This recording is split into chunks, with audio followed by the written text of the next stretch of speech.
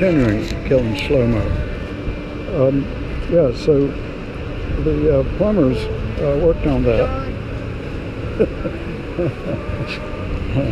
Hey, Dave, good to see you guys. They worked and finally got the thing fixed. It was about 3:30, a quarter of 4 when they got it finally stopped bubbling, and it was almost 4:30 when they finally gave a sign to the manager, who was awake. They paid them so much that they kept the place open. Everybody, hello, beautiful. Modesta and Wobblemouth and Donna Brazil, and there was a couple more. I think it looked like O'Reilly, but I'm sure it wasn't O'Reilly. He wouldn't be traveling with him. He's kind of got his own gig. Megan Kelly.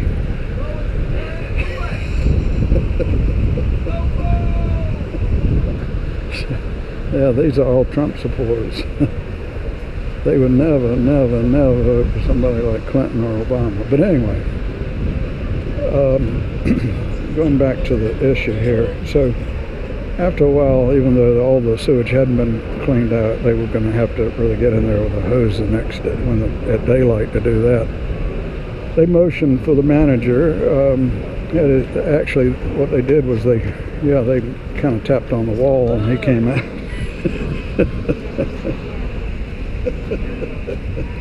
He came out, and they said it was ready to be used. And anyway, so they went over, and Hillary was in there half asleep, holding her buttocks with both hands, and then all of a sudden there was a horrible, loud, muffled kind of sound. And I'm afraid what often did happen in Hillary's case, when you have obstruction, a serious bowel obstruction with a level of constipation, it goes and goes and goes.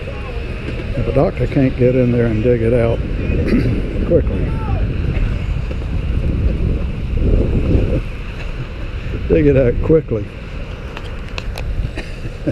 it can, under great pressure, over a period of time, it can explode, and there will be an explosion, as it was in her case, and it kept going, like you could hear the snort.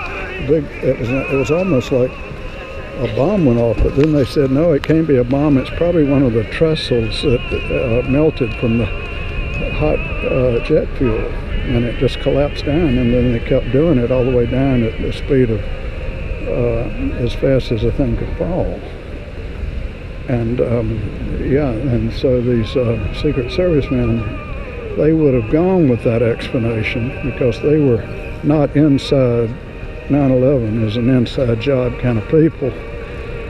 They were kind of willing to just get their pensions, and stay off the internet, because they knew that they couldn't use the internet because they were being watched by various members of our intelligence service. Everybody knows that if you work for the government, you can't research anything on your own computer. Anyway, so they hadn't done that, and they were trying to stay out of it, so that it would be like if partisans, sometimes when they overcome one of these corrupt governments, the partisans that were supporting it end up having to leave the country because people are after them when they find out that they were part of the cabal. And there's a lot of people that are going to have to leave America.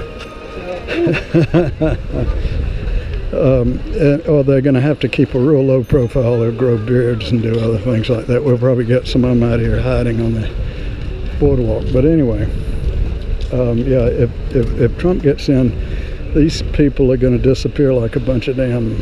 It's like the orchid man came to your house after you were trying to get rid of them, and suddenly you realize that a professional can get rid of those damn things, and maybe the person spraying that damn stuff around himself, it won't work. But anyway, these people are like cockroaches. It's an infestation. They call it a swamp. That's the nicest thing Trump could call it, a swamp. It's more a nest of evil snakes, of poisonous snakes. and things that can live with snakes. There's some creatures that can actually live side by side with a snake and get along. I mean, snakes don't want to bite everything. Okay, so basically, bureaucrats are kind of like that. They're like, some mice can actually sleep, hey sweetie, sleep on top of a rattlesnake. I've seen it many times.